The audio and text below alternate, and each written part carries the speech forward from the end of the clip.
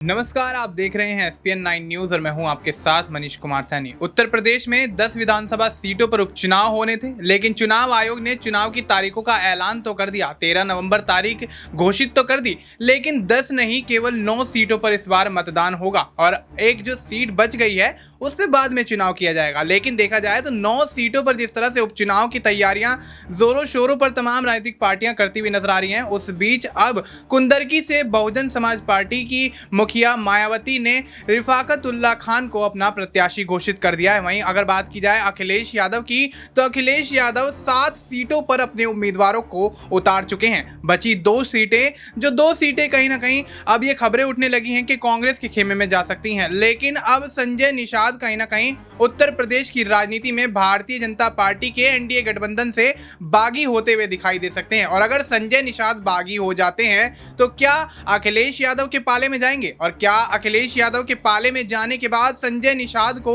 बची हुई 2 सीटें सौंपी जाएंगी। और इस तरह से अगर यहां पर समीकरण बनते हैं और अखिलेश यादव यहां पर संजय निषाद को वो तवज्जो देते हैं जो भारतीय जनता पार्टी उनको देने में कहीं ना कहीं सक्षम नहीं हो पा रही है, तो क्या यहां पर खेल बदलता हुआ नजर आ सकता है? क्या विधानसभा चुनाव, उपचुनाव में लोकसभा चुनाव के परिणामों की तरह नतीजे समाजवादी पार्टी के समर्थन में आते हुए नजर आएंगे? तमाम बड़े सवाल हैं। तमाम बड़े सवालों के जवाब देने के लिए हमारे साथ हमारे वरिष्ठ सहयोगी अमन सर मौजूद हैं। सर, बहुत बहुत स्वागत है आपका। सर, किस तरीके से देखते हैं कि संजय निषाद जिस तरह से भारतीय जनता पार्टी से कम भी 1 सीटों की मांग करते हुए नजर आ रहे हैं, तो 1 सीट की मांग भी भारतीय जनता पार्टी उनकी पूरी नहीं कर रही है, या यूं कहें उन्हें सिरे से नकारती हुई नजर आ रही है? तो क्या लगता है, क्या अगर अखिलेश के पाले में जाते हैं, समाजवादी पार्टी के खेमे में जाते हैं, तो समाजवादी पार्टी उनको वो तवज्जो देगी और तवज्जो के साथ साथ वो 2 सीटें जो समाजवादी पार्टी ने अभी अपने पास सुरक्षित रख रखी हैं, उन 2 सीटों को यहां पर संजय निषाद को सौंपा जाएगा? और अगर ऐसा होता है तो भारतीय जनता पार्टी के लिए कितनी मुश्किलें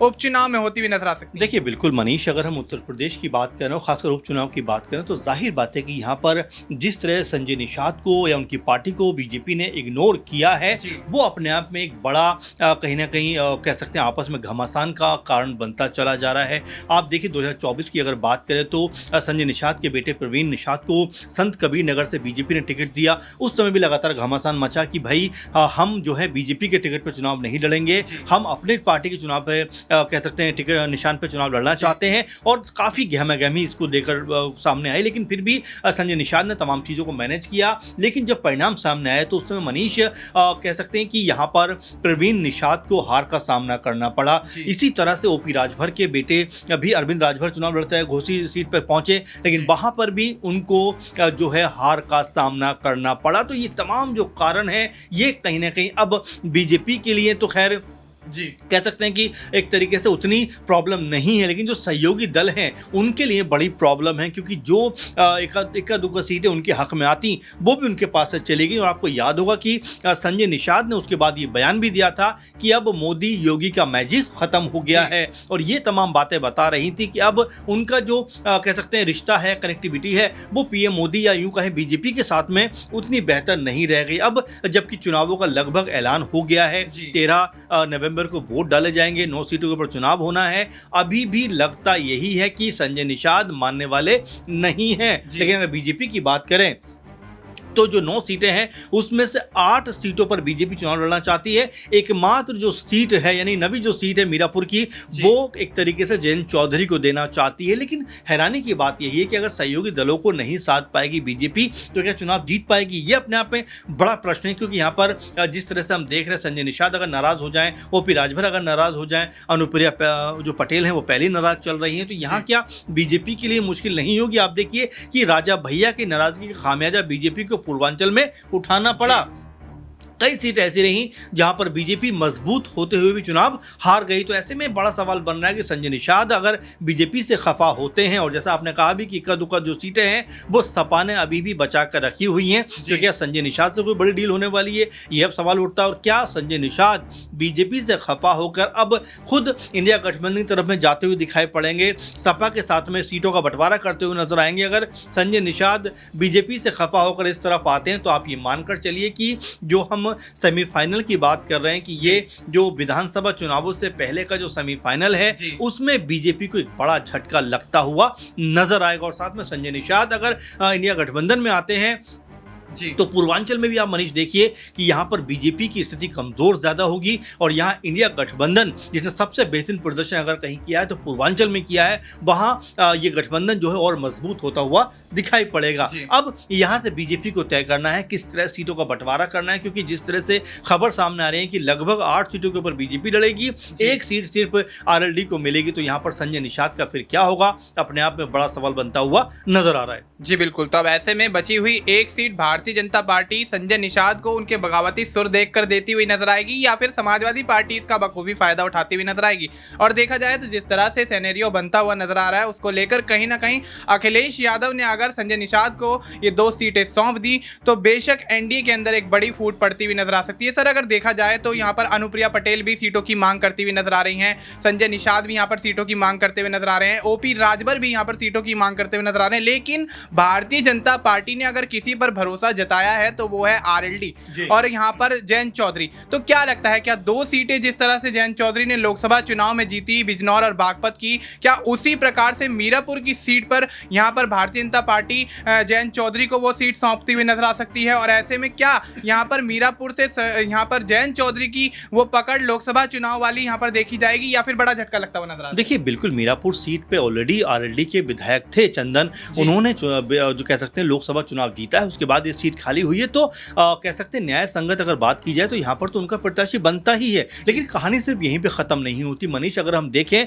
तो जयंत चौधरी लगातार चाहे खैर सीट की बात करें या फिर एक और सीट की बात करें, 2-3 सीटों की मांग वो करते हुए नजर आते हैं। गाजियाबाद की सीट की बात करें और एक अलीगढ़ सीट की बात करें और तीसरी सीट मीरापुर है। 3 सीटों में से अगर उनको 1 सीट मिल रही है तो क्या वो उस पर मानेंगे या वो भी अपने बगावती सुर दिखाते हुए नजर आएंगे? क्योंकि जिस तरह से लगातार वो सपा को छोड़कर जो है बीजेपी के साथ आए हैं, उसके बाद क्योंकि आपको याद होगा कि बीजेपी जो इंडिया गठबंधन की तरफ से सपा की तरफ से उनको 7 से 8 सीटें ऑफर की गई थी, लेकिन वो महज 2 सीटों पर संतुष्ट हो गए। हालांकि दोनों सीटें वो जीतते हुए नजर आए, लेकिन अब क्या यहाँ पर फिर समझौता करेंगे?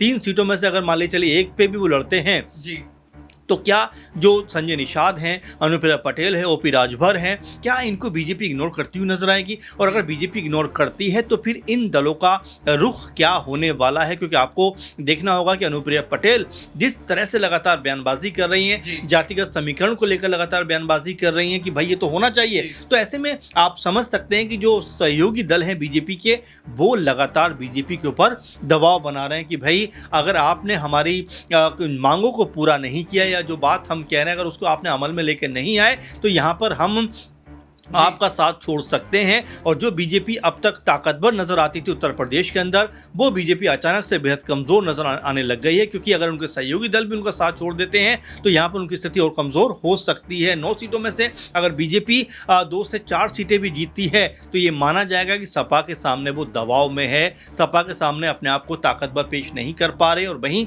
अगर इंडिया गठबंधन 9 में से अगर 5 सीटें भी जीतने में कामयाब रहा तो आप ये मानकर चलिए कि लगभग टक्कर में आकर खड़े हो गए बीजेपी के लिए। 2027 में जब विधानसभा चुनाव होगा तो वहां पर बीजेपी को अपनी सरकार बचाना मुश्किल हो सकता है, क्योंकि पहले ही बीजेपी के अंदर खाने में उतनी अंतरकलह है। चाहे हम बड़े नेताओं की बात करें, चाहे केशव प्रसाद मौर्य की बात करें, ब्रजेश पाठक की बात करें, सीएम योगी की बात करें, अंडरस्टैंडिंग जो नजर आनी चाहिए वो दिखाई नहीं पड़ती। अब यहाँ पर अगर सहयोगी दल भी उनसे खफा हो जाते हैं और पहले ही लगभग 33 सीटों पर सिमट गए, तो ऐसे में बीजेपी के लिए अपना कह सकते हैं कि अपने आप को बचाना, अपने आप को एक तरीके से उत्तर प्रदेश में मजबूत करना बहुत मुश्किल हो जाएगा। इसीलिए लगातार कहा जा रहा है कि अगर सहयोगी दल अगर बीजेपी से खफा रहे तो यहाँ बीजेपी और ज़्यादा कमजोर होती हुई नजर आएगी। जी बिल्कुल। तो अब ऐसे में सहयोगी दलों का यहाँ पर खफा होना कहीं ना कहीं भारतीय जनता पार्टी की सियासी जमीन को कमजोर करता हुआ नजर आ सकता है और ऐसे में उपचुनाव के अंदर भारतीय जनता पार्टी को एक बड़ा झटका एनडीए गठबंधन के सहयोगी दलों के माध्यम से लगता हुआ नजर आ सकता है। फिलहाल यहाँ पर भारतीय जनता पार्टी यहाँ पर संजय निषाद को सीट देती है या नहीं, ये भी एक बड़ा सवाल निकल कर सामने आता है। लेकिन अगर अखिलेश यादव यहाँ पर ऑफर दे देते हैं तो बेशक संजय निषाद बगावत करके कहीं ना कहीं भारतीय जनता पार्टी को एक बड़ा झटका देते हुए नजर आ सकते हैं। फिलहाल आपको इस मुद्दे पर क्या कुछ लगता है, आप अपनी राय हमें कमेंट करके बता सकते हैं। बाकी देश और दुनिया से जुड़ी तमाम जानकारी के लिए आप देखते रहिए SPN9 न्यूज़।